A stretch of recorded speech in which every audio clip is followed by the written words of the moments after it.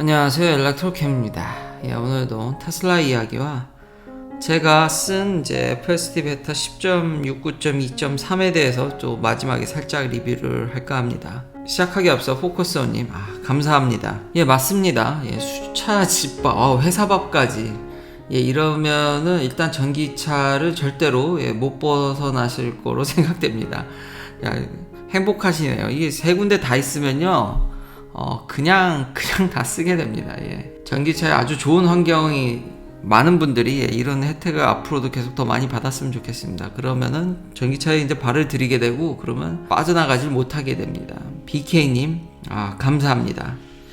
첫 번째로 이야기할 거는 테슬라가 가격을 깎았습니다. 중국에서 프라이스 컷을 했고 최대 9%까지 깎았더라고요. 다 9% 깎은 건 아니고요. 최대 9% 깎았습니다. 일부 모델별로 다른데 게리 블랙 역시 이 트로이 테슬라도 이런 부분에 있어서는 계속 깎을 거다 했는데 제가 이게 중국 소식은 참 제한적이라서 제가 좀 조심조심 하는데 근데 결국 깎았습니다. 근데 이번 기회로 기사가 더 많이 나오게 되고 트위터도 더 열심히 보게 돼서 제가 찾아본 바로는 이미 그러니까 가격을 깎은 듯한 효과를 미리 9월 달에 주고 있었더라고요. 보험 및 이래저래 혜택을 좀 주는 것으로 보였습니다. 그리고 수요를 진작하기 위해서도 있는데 역시 이 보조금에는 장사가 없는 것 같습니다. 이번에 가격을 인기 있는 모델은 3에서 지금 게리 블랙도 얘기했지만 4에서 5% 정도 깎았는데 그러면서 보조금이 이제 중국에서 주는 전기차 보조금에 해당이 됩니다. 그러니까 수요를 진작하는 것도 있지만 로이터는 이런 부분을 타이틀에 잡진 않죠. 이제 보조금을 받기 위한 그 전까지는 투자자들의 기준이 제가 항상 높다 그랬죠. 근데 조금만 내리면 중국 같은 경우는 보조금을 받을 수 있기 때문에 결국은 보조금 역할도 컸다고 저는 생각이 됩니다. 그리고 레이포 테슬라도 얘기하듯이 지금 오더가 터져 나오기 시작해서 일론 머스크 말대로 4분기는 이래저래 환상적이지 않을까, 절묘한 한 수이지 않을까라는 생각이 듭니다. 이걸 보면서 느끼는 점은 미국에서도 아마 바로 깎진 않을 겁니다. 지난 테슬라의 과거 행태를 보면은 항상 간을 보고 깎았기 때문에 미국에서도 수요 진작이 되지 않는다라 그러면은 Y는 상관이 없는데 3는 세단이기 때문에 가격이 애매하거든요. 사이버 트럭도 그렇고 마냥 과연 세게 나올 수 있을지. 트럭은 8만 불에 걸려 있는데 아마 잘 안 팔린다 그러면은 즉각 거기에 맞추지 않을까라는 생각도 듭니다. 이제 IRA에 바뀐 법안에 따라서요. 여튼 중국에서는 지금 레이 포 테슬라 얘기를 들어보면 깎아서 보조금에 결국 해당이 되기 때문에 엄청나게 여전히 볼륨을 유지할 수 있을 것 같다라는 생각을 피력했고요. 게리 블랙이나 트로이 테슬라에게 얘기를 하지 않는데 게리 블랙은 여전히 그 볼륨이 리바운드 될 거라고. 그러니까 게리 블랙 역시도 잘 팔 것 같다라는, 그쵸? 보조금이 적진 않으니까요. 중국에서 잘 팔 수 있지 않을까라는 생각이 들고요. 일론 머스크의 또 트윗을 이렇게 보면은 역시 예상한 대로 어찌어찌 돈을 받는 분위기입니다. 이제 스타링크가 유럽의 다른 국가들한테서 그 사용료를 더 받아낼 것으로 보여집니다. 그리고 바이스 프라임 미니스터인가요? 미하일로 페도로브, 이 우크라이나의 VP 같은데 고위 공직자죠. 이분께서도 일론 머스크에 대해서 되게 이제 극찬을 했고, 일론 머스크 역시 웰컴이다. 그러니까 스타링크가 워낙 우크라이나에 정말 중요하기 때문에 결국 일론 머스크의 그런 발언들이 지원금을 이끌어냈고, 제가 아는 일론 머스크는 절대로 손해나는 장사는 하지 않습니다. 근데 그런 그린 웨이브라든지 그러니까 명분과 사업성을 잘 버무리는데 능력이 뛰어난 거지 절대로 선의로만 무일푼으로 할 사람은 아니다.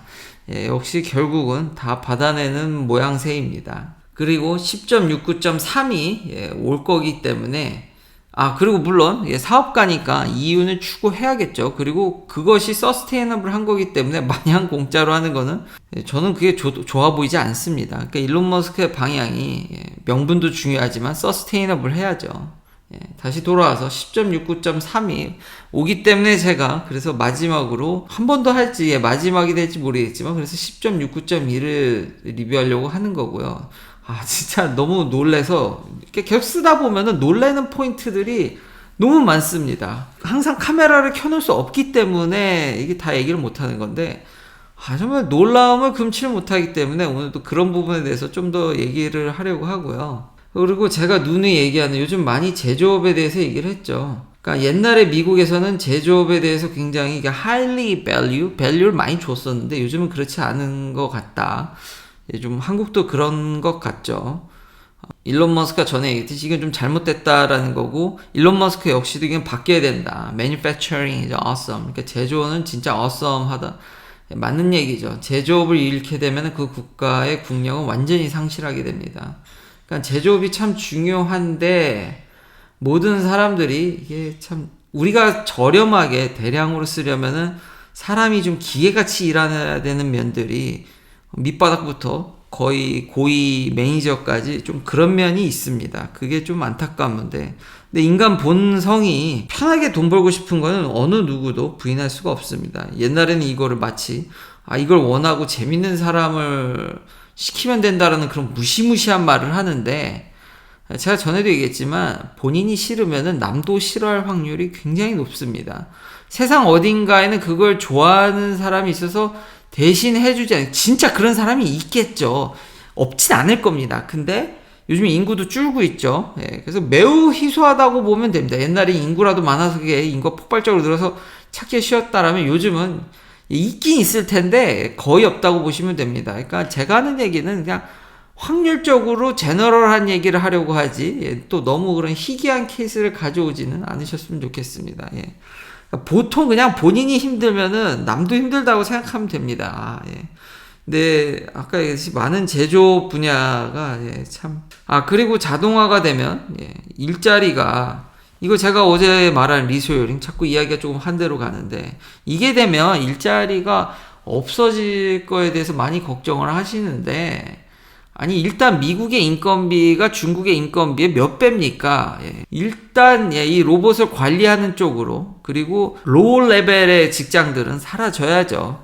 결국 생산성을 높이려면은 인간들도 저는 계속해서 끊임없이 단순 노동보다는 더 부가가치가 높고 공부를 해야 된다라고 생각을 합니다. 생산성이 올라가야지 이 사태가 없어지는 거고 그리고 중국의 인건비 대비해서 미국의 인건비가 어마무시하기 때문에 그만큼 일자리가 창출되겠냐? 당연히 동일 이게 임금이 아니기 때문에 미국에서 창출되는 일자리가 더 적을 수 있겠죠. 만약 동일한 기술력이라면. 그렇지만 인간은 늘 더 많은 거를 요구하고 GDP는 늘 우상향했기 때문에 물론 이게 춤을 추면서 우상향하지 그냥은 절대 꾸준히 리니어하게 가진 않죠. 그렇기 때문에 또 이 로봇으로 인해서 대체되지만 로봇을 통해서 더 많은 것들이 일어날 거기 때문에 걱정을 안 하셔도 되지 않을까라는 생각을 하고요. 제가 리뷰하기 전에 폭스바겐 이거 핫한 ID3, ID4 저도 이런 걸 보면은 좀 고민이 많습니다. 저는 살짝 여러 번 이 차에 대해서 피력을 좀 했습니다. 결코 그렇게 좋은 차가 아니라고. 근데 아직까지는 전기차의 저변을 확대해야 되고 이게 취미고 좀 더 자유로운 발언 때문에 제가 브랜드에 대해서 자동차 브랜드에 대해서 강력한 비판을 하기도 하지만 또 마냥 저라고 그렇게 막 하고 싶은 말만 최근은 그러려고 채널을 만든 건데 그래도 조금이 아니죠. 많이 좀 압박이나 이런 걸 받기는 합니다.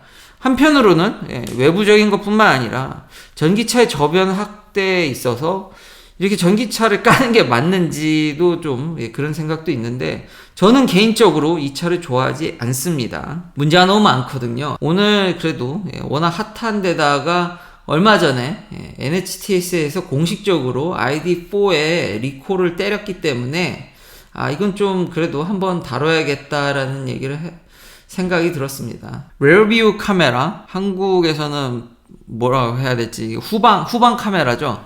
레어뷰 카메라가 딜레이가 굉장히 심하답니다. 이것도 소문이 많이 돌았거든요. 이건 NHTSA가 완전히 리콜 때려버렸습니다. 후방 카메라 이거 고치라고. 근데 후방 카메라가 어떻게 고장난 거냐면 안 나오는 게 아니라 너무 느립니다. 리스폰스가 너무 느려요. 근데 이 얘기는 이미 전부터 이 차를 이제 탄 유명 유튜버들이 불만을 속출하기 시작합니다. 이게 대체적으로 전자기기 계통이거든요. 아니 OTA 된다 그러고 이거 출시되면 뭐 테슬라 아무것도 아니라고 막 얘기하더니 OTA 되는 내연기관차가 거의 없죠. 그래서 제가 테슬라를 칭찬할 수밖에 없습니다. 테슬라도 리콜이 있습니다. 근데 대부분의 리콜이 집에 그냥 앉은 채로 고쳐졌죠. 이런 리콜이 대부분이지 피지컬 리콜은 진짜 손에 꼽습니다. 이걸 가지고 문제를 삼는데 여타 다른 차들이랑 비교해보면 현저히 리콜이 적습니다. 테슬라는. 그래서 제가 참 불만사항이 있음에도 이거만큼 또 좋은 차가 없어가지고 계속 칭찬할 수밖에 없는 거죠. 폭스바겐 이게 문제가 얼마나 많습니까? 그거 말고도 유튜버들이 이슈 낸 거는 대부분 전자기기 계통입니다. 제가 타이칸을 탈 때도 이거 똑같이 느꼈습니다. 너무 반응이 느려요. 이게 문제되지 않을까? 안전상에 그 생각도 했는데 거긴 좀 너무 같다라는 생각이 들었는데 이게 이제 완전히 공론화되고 아예 NHTSA가 공식적으로 이거 너 너무 느리다라고 얘기를 할 정도니까 뭐든 다 느리고요. 반응이 저는 그때 딱 느꼈거든요. 그래서 물리 버튼을 돌려 얘기하면 주장하지만 그래도 이 버튼이 맞는 것 같아요. 테슬라는 되게 빠릿빠릿합니다. 모델 S 제가 기어를 터치 패널로 넣어도 왜 이렇게 급격히 반응을 잘해주는지 너무 빠릿빠릿해서 제가 놀랬거든요. 근데 ID4는 문제가 전자기기 계통의 문제가 한두 개가 아닙니다. 뭐 배터리는 그렇다 치더라도 이거는 그러니까 백업 카메라가 이미 제대로 작동 안 한다는 건 이미 유튜버들 사이에서 스마트 앱은 거의 뭐 못 쓰다시피 하는 거고요. 그 외에 인포테인먼트 시스템인지 안드로이드 오로 뭐 차징 커넥터 전자기기로 날 수 있는 오류는 상당합니다. 이 ID4가 이런 소문이 돌았지만 NHTSA가 정식적으로 뭔가 나서주지 않았기 때문에 이게 다 문제가 있다라는 건 아니지만 이제 후방 카메라에 대해서 공식적으로 리콜을 때려줬기 때문에 안 되는 게 아니라 느려서 문제인 거거든요.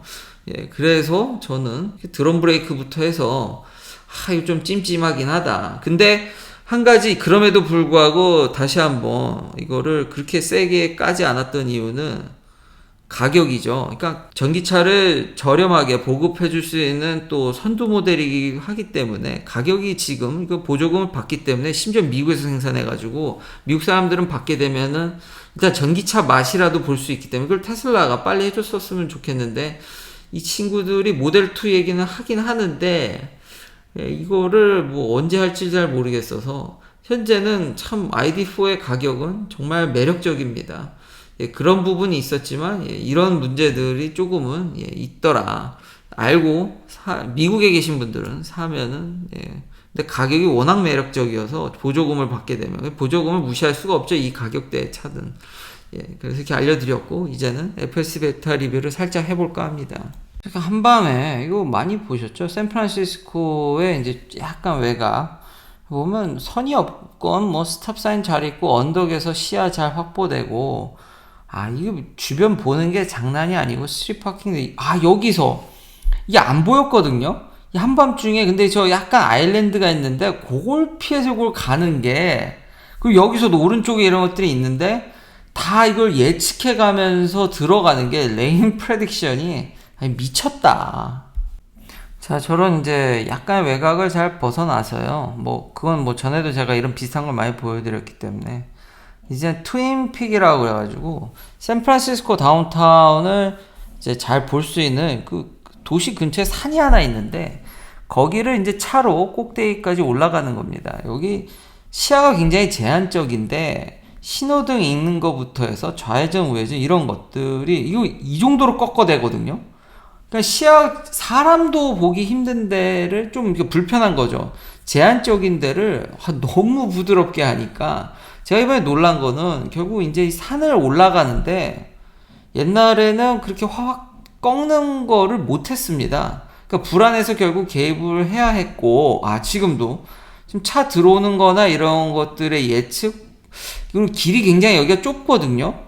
좁은데도 그 좁은 데를 비집고 잘 가더라고요. 그 좁은 거를 미세하게 앞에 지금 웨이모 차들 돌아다니죠. 이 좁은 도로폭도 맥시멈으로 쓰는 거에 혀를 제가 찾고요. 이 미쳤다. 계속 버전업이 될 때마다 돌아버리겠더라고요. 그러니까 굉장히 비관적이었는데 너무 업데이트 될 때마다 놀랄 노짜니 이 언제까지 이렇게 많은 거를 발전할지. 예, 이제 여기를 넘어가면 또 신호등 보고 이제 좌회전해서 산을 타서 올라가거든요.